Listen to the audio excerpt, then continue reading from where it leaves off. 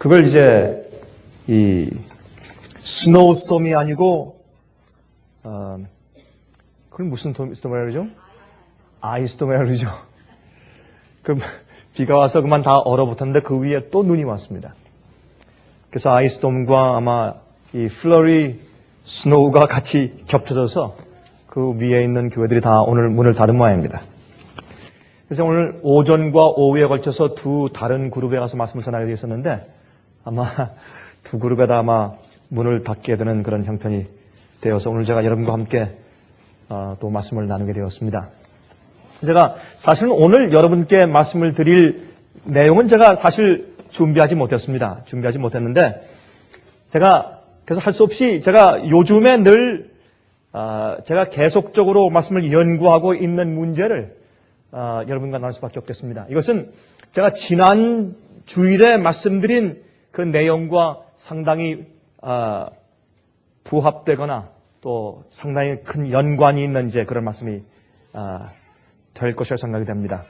오늘은 제가 이런 말씀을 좀 드리려고 합니다. 누가 우리를 대적하리요? 누가 우리를 대적하리요? 제가 그런 말씀을 좀 드리려고 합니다. 여러분, 우리 그리스도인들의 생애에서 한 가지 알쏭달쏭한 문제가 있는데 그것은 승리에 대한 문제입니다. 그렇죠? 우리가 죄를 이기고 마귀를 이기고 세상을 이기고 나를 이긴다 하는 이 승리에 대한 문제에 있어서 많은 그리스도인들이 알쏭달쏭해하는 것 같습니다. 우리는 그리스도와 함께 승리하는 자가 되어야 하며 또한 승리하고 있어야 한다고 성경이 말하고 있습니다. 그런데도 불구하고 많은 경우에 우리들의 마음은 맹성맹성합니다.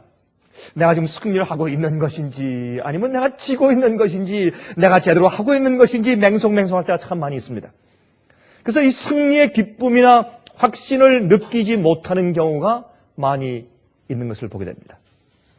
오히려 계속해서 내가 그리스도 생활에서 계속 지고 있는 것 같이 느끼며 사는 사람들이 많이 있는 것입니다. 실제로 이렇게 우리가 살펴보면 이 패배의식을 느끼는 그리스도인들이 참 많이 있는 것을 우리가 보게 됩니다.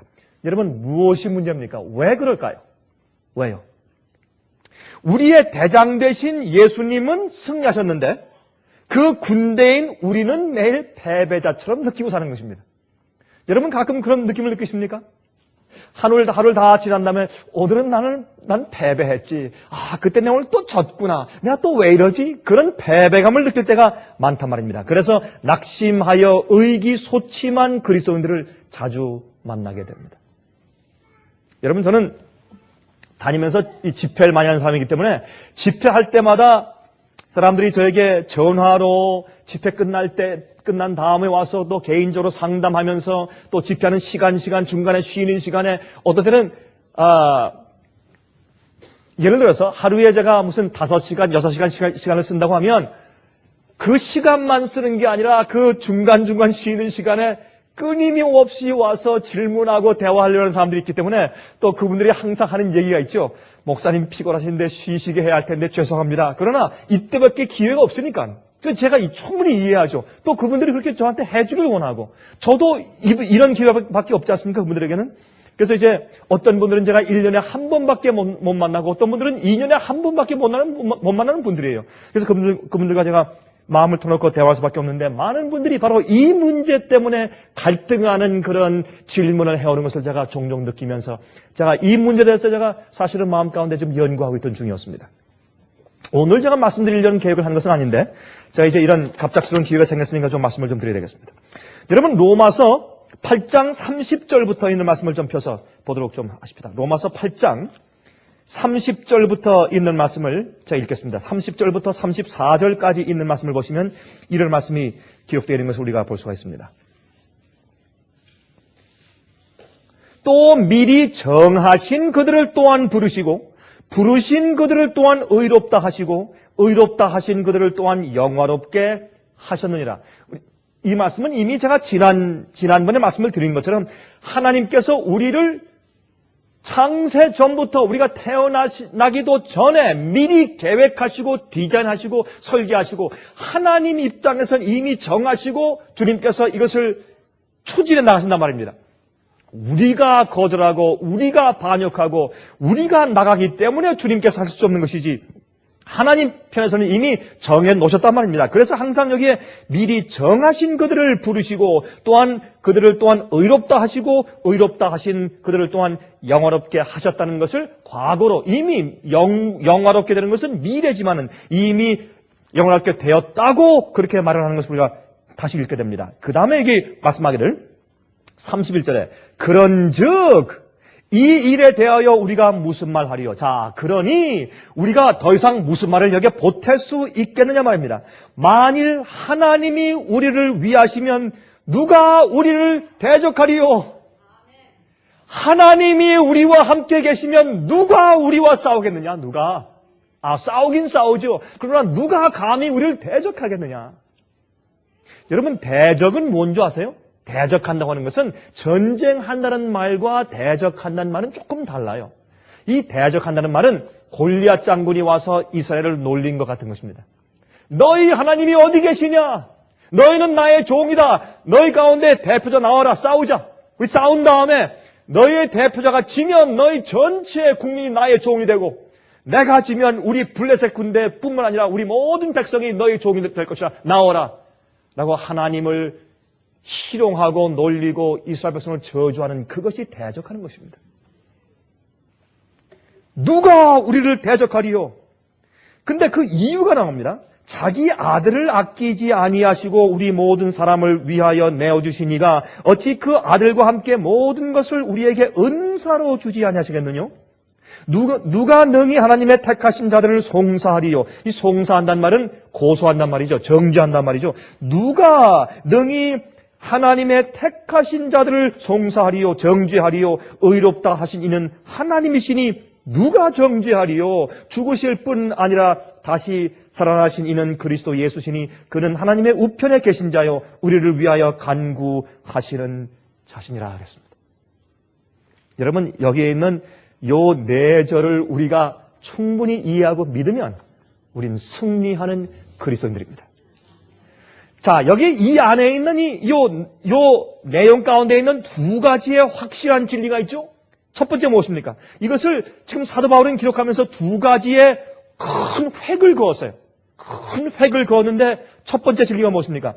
누가 감히 우리를 대적할 수 있느냐 하는 것이고 두 번째 획은 무엇입니까?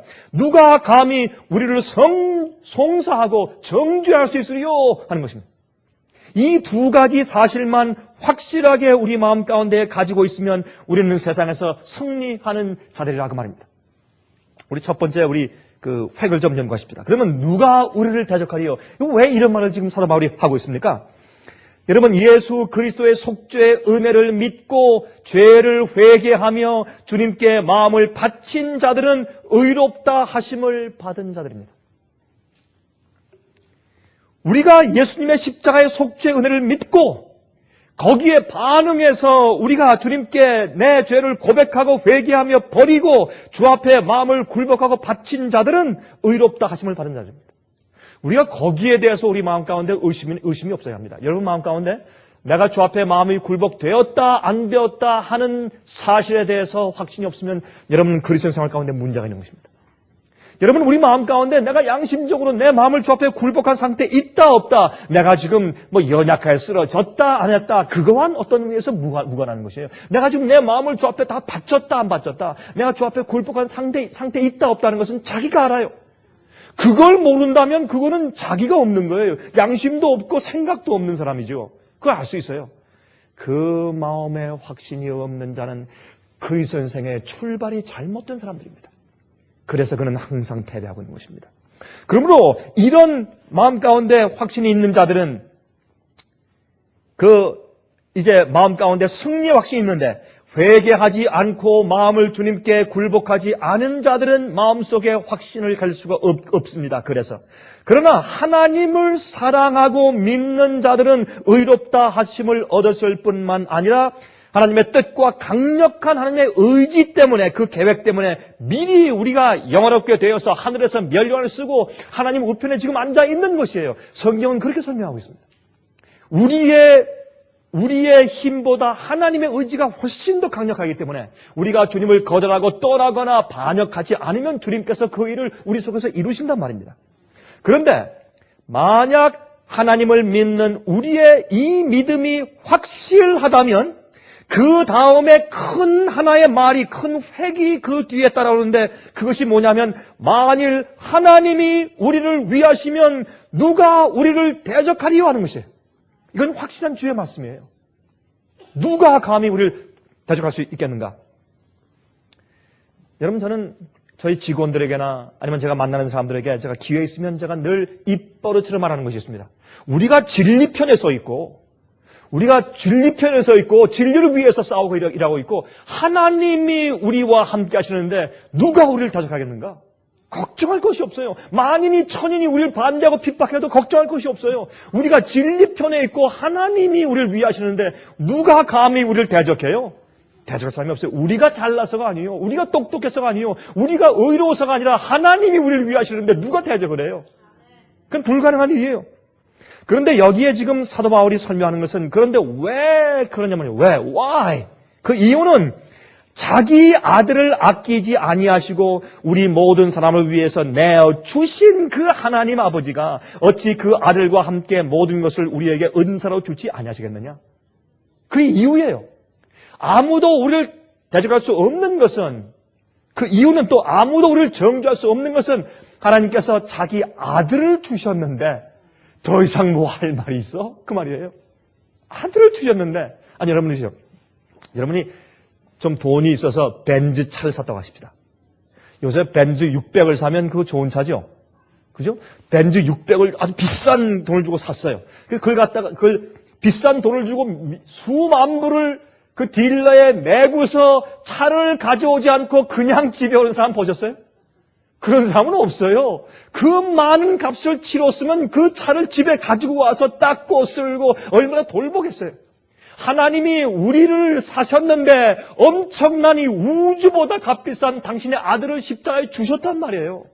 그렇게 아들을 주신 이가 우리를 돌보시지 않고 은사로 다른 모든 것을 주시지 않겠느냐 말입니다. 그런 각도에서 보면서 누가 우리를 대적하리요? 왜? Why? 하나님이 우리에게 아들을 주셨다? 그 말이에요. 더 이상 할 말이 없다고 말합니다. 그렇게 지금 그거 말하고 있는 것입니다. 여러분이 살고 있는 집을 여러분이 아는 사람한테 집을 통째로 선물로 주었다고 하십시다. 집을 선물로 준 자가 접시 몇 개 달라는데 그거 안 주겠어요? 아니 집을 통째로 선물로 준 사람이 그 책상 하나 달라는데 그거 안 주겠냐 말이에요. 지금 그 말을 하고 있는 것이에요. 지금 사도 바울은. 여러분 만약에 우리가 말이죠. 우리에게 100만 불을 선물로 준 고마운 사람한테 이렇게 불평한다고 하십시다. 저 사람 어저께 내가 20불을 빌려달라고 하는데 20불도 안 빌려주더라. 그렇게 고소하면 누가 믿겠냐 말이에요. 지금 그 말을 하고 있는 것이에요. 하나님이 아들을 우리에게 주셨는데 더 우리가 필요한 더한 모든 것들을 우리에게 왜 은사로 안 주시겠냐 말이에요. 왜?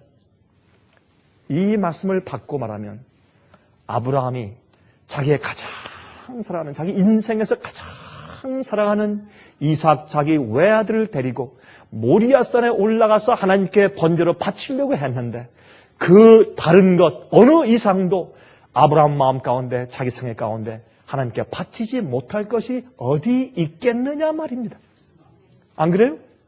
그래서 우리는요, 어떤 때는 말이죠, 우리가 마귀한테 걸려서 넘어질 때도 있지만 우리 마음과 내가 있는 모든 것을 주 앞에 굴복해 바치기로 결심한 이상 우리가 주님께 드리지 못할 것이 어디 있겠어요?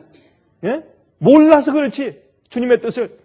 그러므로 또 다시 이것을 또 뒤바꿔 보면 그러한 우리에게 주님께서 안 주실 것이 어디 있겠느냐 말입니다. 우리가 지금 예수님께 만약 이렇게 말할 수 있다면 우리는 주님의 것입니다. 주여, 지금 내 마음을 주께 드립니다. 내 마음은 변하지 않았습니다. 주께서 영원히 내 마음을 차지하시길 원합니다. 이 말을 주님 앞에 진심으로 기도할 수 있는 사람이면 그 사람은 주님의 소유입니다. 주님께서 자기 것인데 왜 그에게 모든 것을 안 주시겠냐 말입니다. 그러므로 이 약속을 토대로 해서 우리는 승리할 수 있다라고 우리한테 말해주고 있는 것입니다. 여러분 요한복음 10장 28절에 이렇게 말씀했어요. 요한복음 10장 28절에 예수께서 말씀하기를 내가 저희에게 영생을 주노니 영원히 멸망치 아니할 터이요 또 저희를 내 손에서 빼앗을 자가 없느니라. 저희를 주신 내 아버지는 만유보다 크심에 아무도 아버지 손에서 빼앗을 수 없느니라. 다시 말해서 하나님께서는 우리를 절대로 당신의 손에서 빼앗기시지 않는단 말입니다. 주님보다 더 큰 자가 이 만유에 없기 때문에 그것이 약속입니다. 여러분 마태복음 28장 18절에 말씀하기를 예수께서 나와 일러 말씀하시되 하늘과 땅의 모든 권세를 내게 주셨으니 이 말씀 여러분 아시다시피 예수님께서 승천하시기 바로 직전에 하신 말씀이죠. 하늘과 땅과 이 모든 권세를 내게 아버지께서 주셨다. 그러므로 너희는 세상으로 나아가서 모든 사람으로 하여금 너희 제자를 삼아서 내가 너에게 분박하고 가르친 모든 것을 그들에게 가르쳐서 지키게 하라. 그렇게 말씀했어요. 자, 여기는 말씀 우리가 액면 그대로 이해해 보십시다. 예수께서 말씀하기를 하늘과 땅의 모든 권세를 내게 주셨으니. 자, 그렇다면 마귀에게 남겨진 권세가 얼마나 있습니까, 지금? 예? 여기 있는 말씀에 의지하면 마귀에게 남겨진 권세가 얼마나 있어요? 없죠. Nothing. 하늘과 땅의 모든 권세를 예수님께서 내게 주셨기 때문에 마귀한테 아무것도 없는 거예요. 그렇기 때문에 아무도 우리를 대적할 수가 없어요. 지금 그 말을 하고 있는 것이에요. 지금 사도 바울은. 그러면 누가 감히 우리를 대적하리요? 마귀가 그러면 마귀는 그런 권세가 없기 때문에 그가 우리에게 할 수 있는 일은 두 가지예요. 하나는 맨날 가서 고소하는 일과 우리를 괴롭히는 일입니다. 이 두 가지만 마귀가 하는 것입니다. 그런데 어떤 때는 마귀의 세력과 힘을 갖다가 우리가 생각할 때 굉장히 커가지고 내가 거기 항상 지고 항상 내가 끌려다니고 그런 것으로만 착각하게 된다고 말입니다. 그러나 성경은 말하기를 아니라 마귀가 할 수 있는 일은 우리를 참소하는 일과 또한 우리를 괴롭게 하는 일밖에는 할 수 없다고 성경이 지적합니다. 제가요 어릴 때에 제가 이 기억이 항상 납니다. 저희 동네에 아주 약하게 생긴 한 친구가 있었는데 제가 그 친구의 이름까지 지금 생생하게 생각이 나요, 지금. 근데 이 약하게 생긴 이 친구가 말이죠. 항상 뻐기고 다녀요. 항상 뻐기고 다녀요. 참 무서운 일이죠. 이 앞뒤가 맞지 않는 얘기인데 항상 그랬어요. 그 이유는 그 친구의 큰 형이 태권도 5단이요. 그래서 항상 아주 약하게 생긴 아주 비리비리한 친구인데 항상 뻐기고 다녀요. 다른 큰 애들한테 매를 맞을 때, 당할 때 항상 배짱이 있어요. 이 친구는. 아주 약한데 배짱인데 항상 하는 말이 있어요. 너 우리 큰형이 오면 너 죽었어 이제. 너 좋아 때려봐. 깡만 늘었어요. 그래가지고 너 우리 형만 와봐라. 너 국물도 없다. 항상 그래요. 근데 그렇게 말하면 제가 들어보면서 느낀 것은 쟤는 항상 매맞으면서 태도는 이기는 태도예요. 항상 얻어맞으면서 항상 이겨요. 그게 제가 어릴 때 그 경험을 기억하면서 이게 그리스도인 삶이다. 마귀는 우리를 괴롭혀요? 예, 괴롭힌다 그랬어요. 너희가 내 이름으로 너희가 핍박을 받을 때 기뻐라 그랬어요. 여러분 우리가 이 땅에서 살 때 장미꽃밭을 거닌다고 그렇게 약속하시지 않았습니다. 괴로움이 있고 시련이 있고 시험이 있고 어떤 때는 우리가 잘못 결정해서 우리가 코가 깨져요. 어떤 때는 우리가 잘못 안 해도 마귀가 괴롭혀요. 그래서 우리가 왼쪽에서 오른쪽에서 항상 우리가 우겨쌈을 당해요. 예? 여러분 성경에 나타난 그런 훌륭한 주의 종들 보세요. 그들 생각이 어땠습니까? 예레미야가 어땠어요? 수염 뽑히며 저기 구덩이에 빠침당했어요. 이사야는 톱으로 표징을 당했어요. 바울은 어때요? 바울은 말할 수 없죠. 왜 그래요? 우리가 사는 세상은 마귀의 세상에 살기 때문에 그렇습니다. 마귀의 편이 많기 때문에 그래요. 그러나 그것이 우리를 대적하는 것이 아니에요. 그런 일들이 우리의 영생을 빼앗아갈 수 없어요. 그런 것들이 우리를 실패하게 하거나 우리를 낭망시키거나 우리를 죄의 노예가 되게 만들 수가 없어요. 우리를 지게 만들 수가 없다 그 말입니다. 그런 것들은 전쟁할 때 캐주얼티예요. 캐주얼티입니다. 전쟁할 때 생기는 하나의 그 피해 상황들입니다. 여러분 그런데 제 친구 그 아이가 얻어맞으면서도 너 이제 우리 형만 와봐 너 국물 없어 그렇게 이제 이기는 태도를 하고 있을 때 하루는 갑자기 그 뒤에 갑자기 큰 그림자가 들이우면서 큰 형이 나타나요. 그리고 이렇게 말합니다. 누가 우리 동생을 때리는 거야? 어릴 때부터 소아마비에 걸려서 다리를 절고 고생하는 우리 불쌍한 동생을 누가 감히 때리는 거야? 그 다음부터 아무도 저는 그 동생을 건드릴 자가 없는 것을 제가 보았어요. 누가 우리를 건드려요? 누가? 예? 하나님이 불쌍한 우리와 함께 계시고 우리를 위하시는데 누가 우리를 대적하냐 말이에요. 제가 가만히 말씀을 보니까 사도 바울이 그걸 말하고 있는 거더라고요. 누가 우리를 감히 대적할 수 있을 것인가?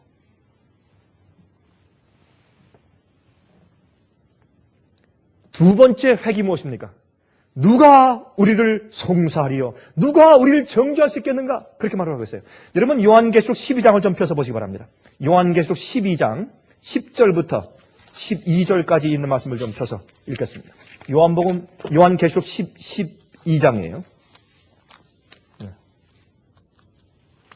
요한계시록 12장 10절부터 12절까지 있는 말씀을 제가 읽겠습니다. 내가 또 들으니 하늘에 큰 음성이 있어 가로되 이제 우리 하나님의 구원과 능력과 나라와 또 그의 그리스도의 권세가 이루었으니 우리 형제들을 참소하던 자 곧 우리 하나님 앞에서 밤낮 참소하던 자가 쫓겨났고 또 여러 형제가 어린 양의 피와 자기의 증거하는 말을 인하여 저를 이겼으니 그들은 죽기까지 자기 생명을 아끼지 아니하였도다. 그러므로 하늘과 그 가운데 거하는 자들은 즐거워하라. 그러나 땅과 바다는 화 있을진저 이는 마귀가 자기의 때가 얼마 못된 줄을 알므로 크게 분내어 너에게 내려갔음이라 하더라 그랬습니다. 여러분 마귀는 특별히 마지막 시대에 살고 있는 이 마지막 교회 우리들에게 말이죠. 마귀는 크게 분노하여 내려갔어요. 옛날보다 지금은 훨씬 더 우리를 고소하고 정죄하고 또한 우리를 괴롭게 하고 참소하는 일들이 더 많다고 말입니다. 그래서 우리가 사실은 옛날보다 지금 훨씬 더 낙심하거나 쓰러지거나 또 아니면 의기소침할 그럴 가능성이 더 많은 시대에 우리가 살고 있어요. 마귀가 분내 내려갔으니까. 왜? 마지막 시대에 하나님의 계명을 지키며 예수의 증거를 가진 여자의 남은 무리가 참으로 하나님 앞에 하나님이 우리를 위하시고 내가 주님의 백성이고 주님께서 내 속에 거하시고 그래서 내가 주님의 뜻대로 살 수 있고 주님의 계명을 지키며 살 수 있는 품성을 드러내기 위한 교회이기 때문에 마귀는 마지막 시대에 크게 공격을 하는 것입니다. 그때 그들이 하는 얘기가 뭐예요? 누가 우리를 정죄하리요? 어떤 땐 말이죠. 우리가 전쟁을 시작하기도 전에 골리앗 장군을 보고 마음이 약해져서 미리 져버려요. 여러분 이렇게 생각하셔야 돼요.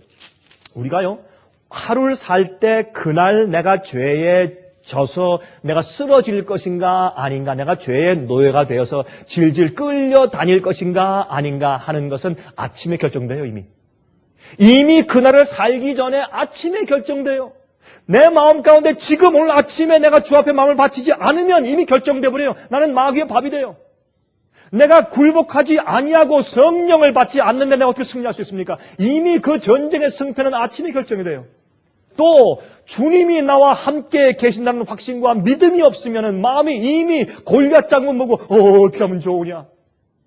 12 정탐꾼 가운데서 10명을 뭐라 그랬습니까? 그 땅은 정말 젖과 꿀이 흐르는 좋은 땅이다. 그런데 우리가 가서 못 들어간다. 왜? 우리는 그 사람들에게 비하면 메뚜기니까. 이미 전쟁은 그때 결정돼 버렸습니다. 그들은 패배자가 돼버렸어요. 패배자의 인식은 우리 마음속에 있는 것이지 실제 하나님의 전쟁 가운데 있는 것은 아닙니다. 하나님은 이미 이기셨습니다. 이미 예수님께는 이미 전쟁은 끝난 거예요. 근데 우리 속에 아직 끝나지 않아서 그렇지. 그렇죠? 마귀는 그래서 항상 참소하고 고소한다고 말했습니다. 항상 우리에 대해서 나쁘게 말해주고 항상 비난하는 자예요. 예? 은근히 거룩한 천사들 앞에 저 친구가 앞으로 우리 자리를 대신할 너희가 구원해서 하늘에 승천해서 데려갈 사람이야? 저 친구가 이렇게 하는 겁니다. 항상 참소하고 고소하고 나쁜 말을 해주고 항상 그 동기를 거꾸로 얘기해주고 비난하고 참소하는 자입니다.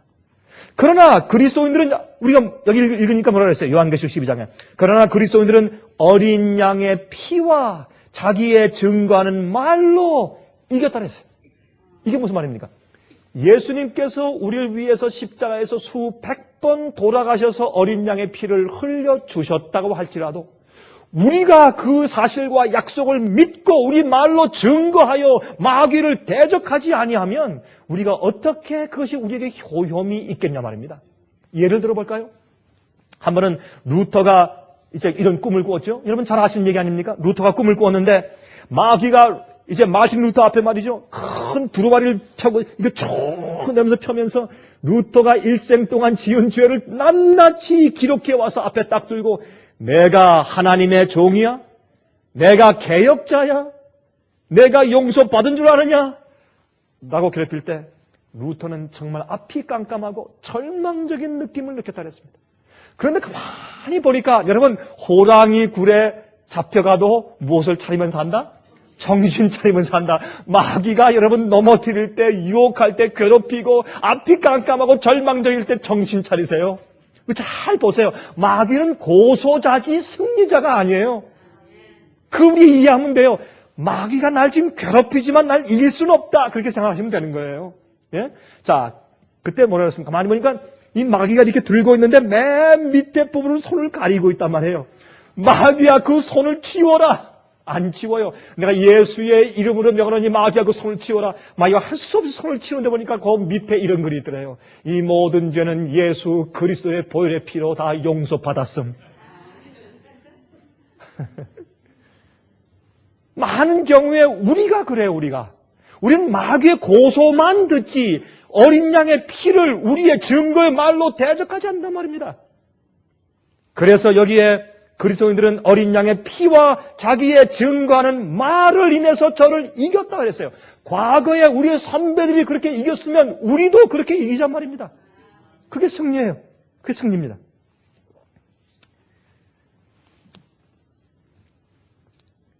하나님께서 그러므로 의롭다고 하신 자들을 누가 감히 정죄할 수 있겠느냐 말입니다. 그런데 가끔 말이죠.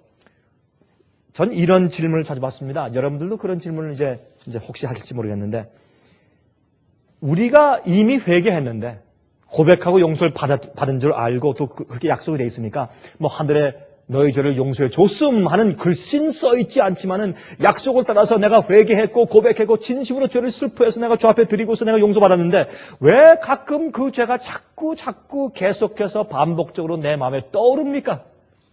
그 참 이상한 일 아닙니까? 아니 용서받았으면 주님께서 우리 죄를 저 깊은 바다에 던지시겠다고 미가서에 약속했으면 5장에 그러면 던지셔야지 왜 자꾸 우리 마음 가운데 기억이 나느냐 말입니다. 여러분 그것은 이유가 있습니다. 여러분 그것은 하나님의 역사가 아닙니다. 하나님께서는 우리 마음 가운데 우리가 죄를 회개하고 고백하고 버리지 않을 때 성령을 통해서 우리 마음 가운데 죄책감을 일으키시고 우리 마음 가운데 호소하십니다. 그건 주님의 역사죠. 구원의 역사죠. 그런데 그 역사를 우리가 받을 때 회개하고 고백하고 굴복하고 우리가 용서받죠. 그 다음부터 용서받은 다음부터 주님께서 용서받은 죄를 왜 자꾸 또 꺼내서 주님께서 자꾸 우리한테 주시겠어요? 그건 하나님의 역사가 아니에요. 두 가지입니다. 하나는 우리는 우리 마음 가운데 꼭 마귀가 그렇게 하지 않더라도 우리 마음 가운데 기억력 장치가 있기 때문에 어떤 때는 우리 마음속에서 기억력 장치에서 그런 과거의 기억이 자꾸 툭툭 튀어나올 때가 있어요. 어떤 때는. 그건 자연스러운 일일 수 있습니다. 또 두 번째, 그보다 더 큰 일은 뭐냐면 마귀가 하는 것입니다. 마귀가 우리 과거에 우리 다리를 걸어서 넘어뜨려서 실패케 한 그것을 마귀가 기억하는 것입니다. 그것을 자꾸 우리에게 상기시키고 자꾸 마음속에 넣어주고 그런 생각을 가지기 위해서 낙심케 만드는 것입니다. 하나님이 그렇게 하실 필요가 없어요. 여러분 마귀가요, 만약에 우리가 고백하고 회개한 죄면 마귀가 왜 그걸 들춰요? 들추면 우리가 회개하게 해요?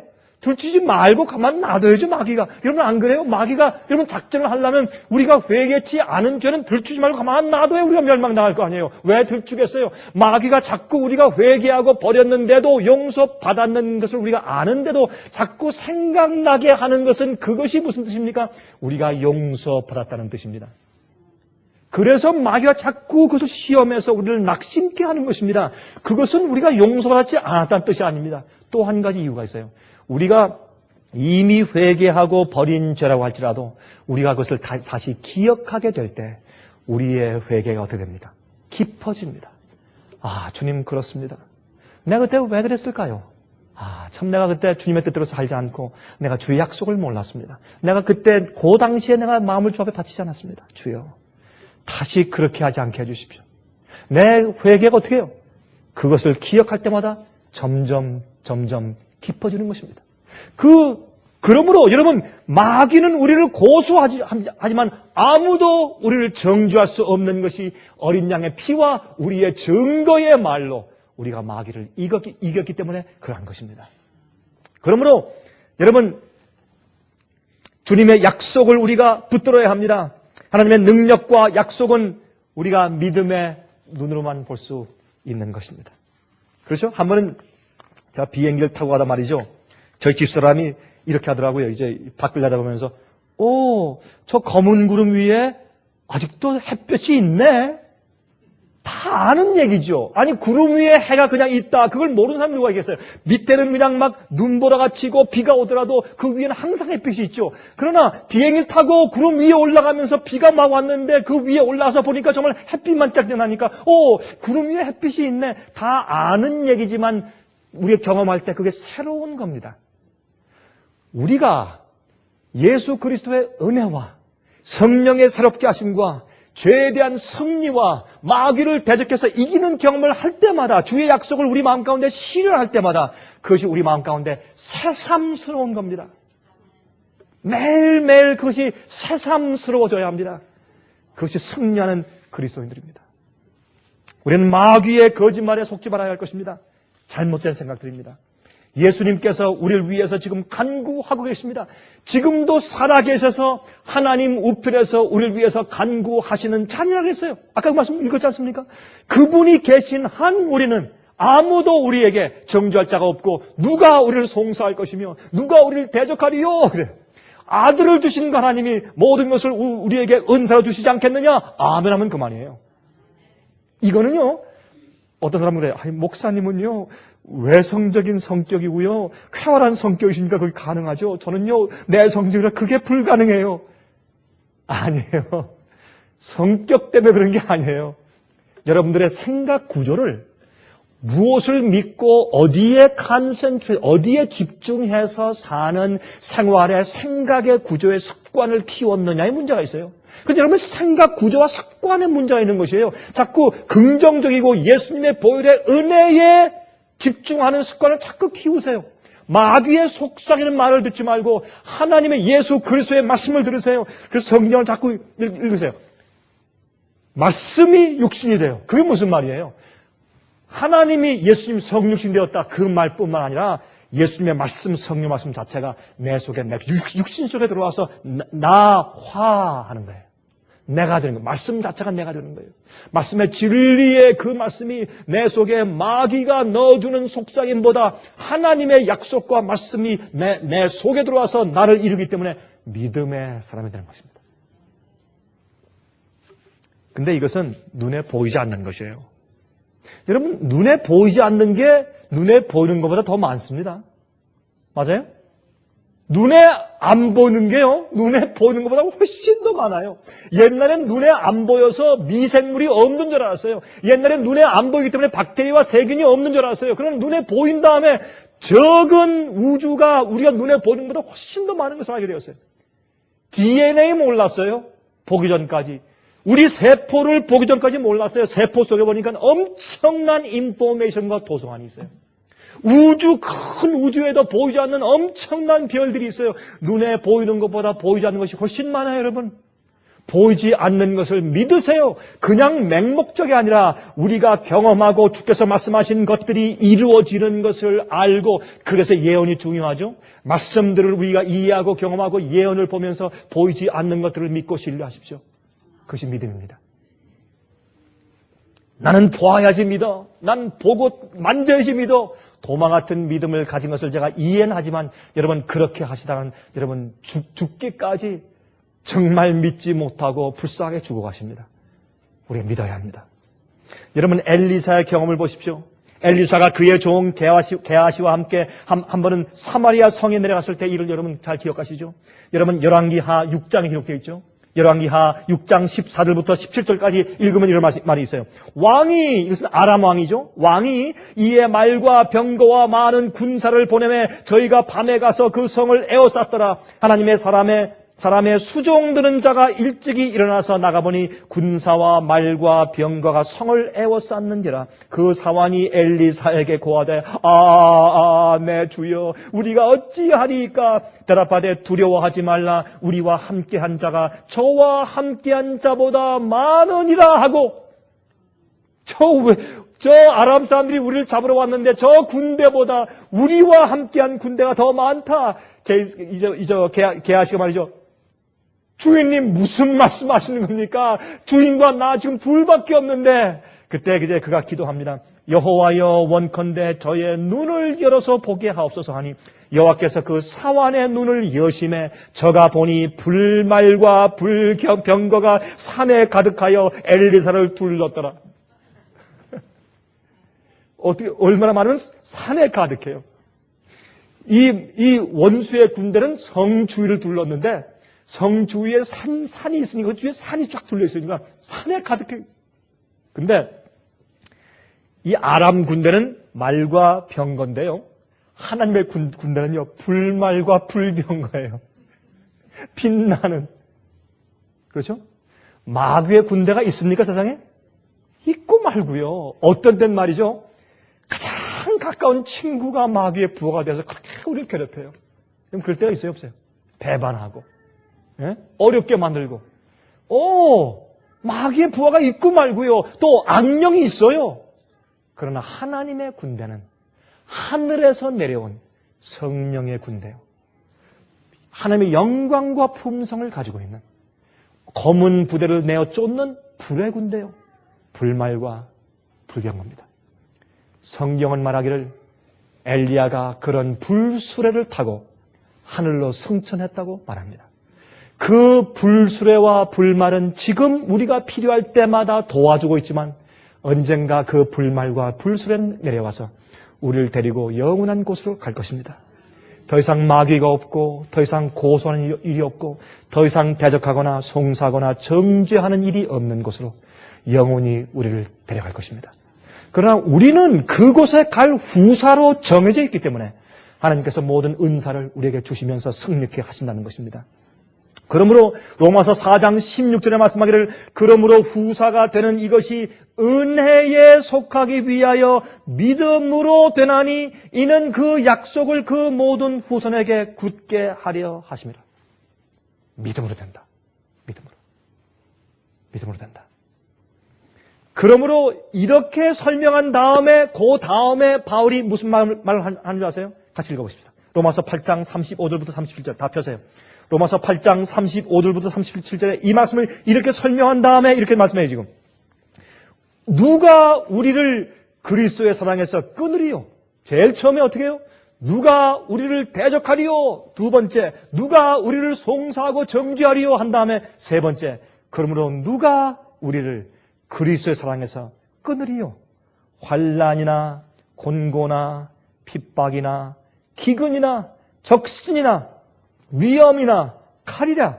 기록된 바 우리가 종일 주를 위하여 죽임을 당케 되며 도살할 양같이 역임을 받았나이다 함과 같으니라.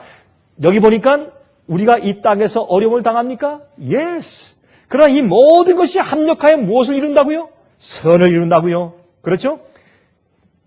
그러나 이 모든 일에 우리를 사랑하시는 이로 말미암아 우리가 어떻게 이깁니까?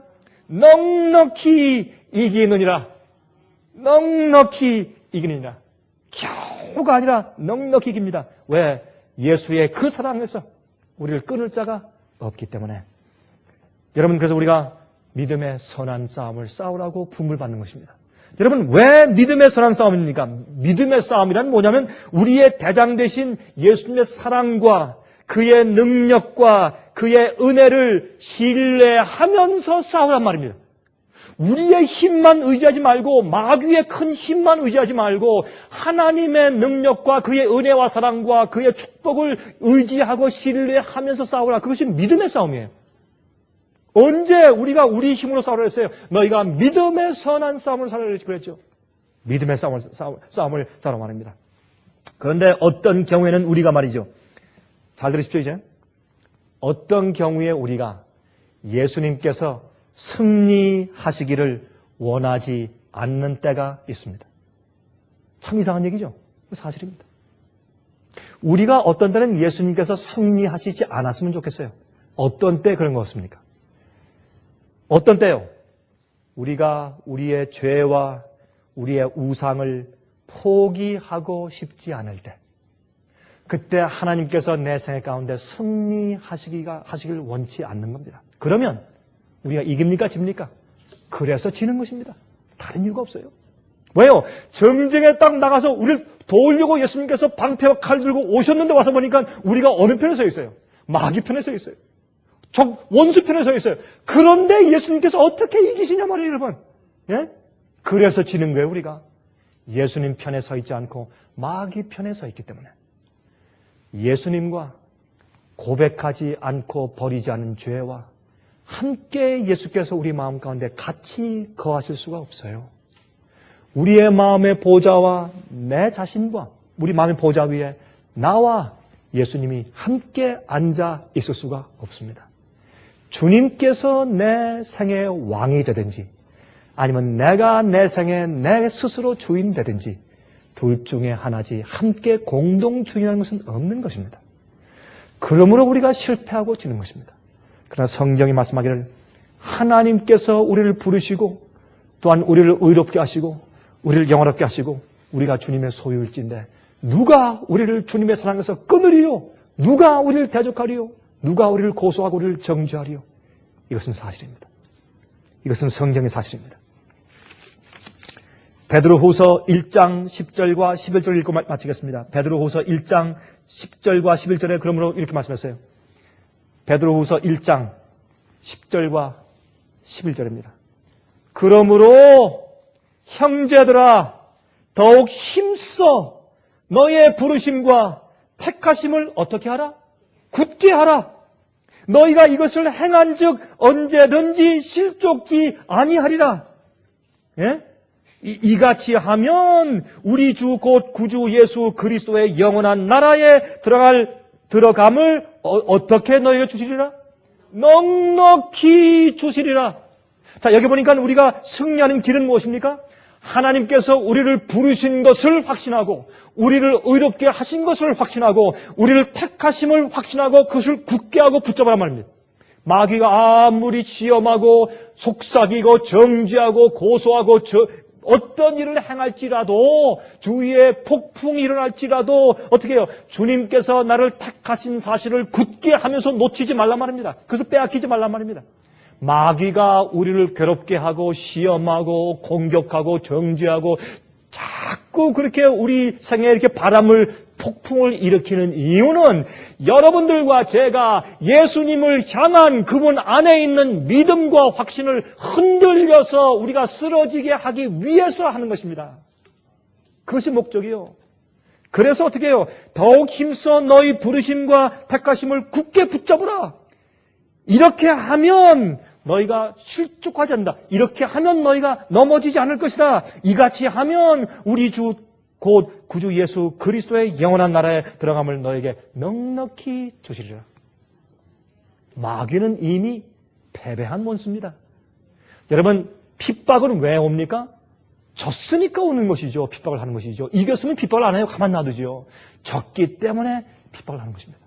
우리가 진리를 위하고 우리가 하나님을 위하고 하나님이 우리를 위하실 때 누가 감히 우리를 대적하겠습니까? 저는 그 배짱 때문에 매일 삽니다. 여러분, 여러분, 제가 이 얘기는 제 가슴에 사무친 얘기입니다. 저는 핍박을 많이 당해본 사람이기 때문에, 많은 반대를 받아본 사람이기 때문에, 저는 이 배짱으로 삽니다. 내가 하나님의 진리를 위하고 하나님이 날 위하시면 누가 나를 대적하리요? 제가 오늘은 사실 여러분께 설교할 그런 계획이 없었고 오늘 아침에 제가 갑자기 준비했기 때문에 제가 여기까지밖에 말씀드릴 것이 없습니다. 안 그러면 앞으로 한 20분 동안 더 말씀드려야 할 텐데 오늘 좀 짧게 좀 마쳐야 되겠습니다. 그럼 오늘 말씀드린 얘기는 중요한 얘기죠. 여러분들이시여, 우리는 주님 안에서 매일 승리할 수 있습니다. 주님의 사랑에서 아무도 여러분을 끊지 못하게 하시기를 간절히 바랍니다. 감사하신 하늘에 계신 아버지, 다시 오늘 우리에게 주의 거룩한 말씀으로 저희를 위로하시니 감사합니다. 또한 진리로 말씀이 저희 속에 육신이 되게 하시니 감사합니다. 이제부터 주께서 말씀하신 대로 살게 하시며 눈에 보이는 것들 때문에 낙심하거나 의기소침치 않게 해주셔서 주님 안에서 넉넉히 이기게 해 주시옵소서. 예수 그리스도의 거룩하신 이름을 의지해서 간절하게 기도합니다. 아멘. 은혜 많이 받으셨습니까? 지금까지 들으신 이 생애빛 예배 설교는 간절한 마음으로 진리를 찾는 분들과 정직한 양심으로 말씀을 받아들이고 언제나 진실이 무엇인지를 생각하는 그리스도인들을 위한 말씀입니다. 주변 가족들이나 친지들 중에 말씀을 사모하고 순결한 신앙을 갖기 소원하는 분들이 계시면 생애빛 예배 설교 테이프를 소개해 주시기 바랍니다. 매주 원하시는 분들의 가정으로 직접 배달되는 생애빛 예배 설교는 개인의 신앙 부흥이나 소규모 그룹 예배를 위하여 비디오와 오디오 테이프, DVD, CD로 제작되었습니다.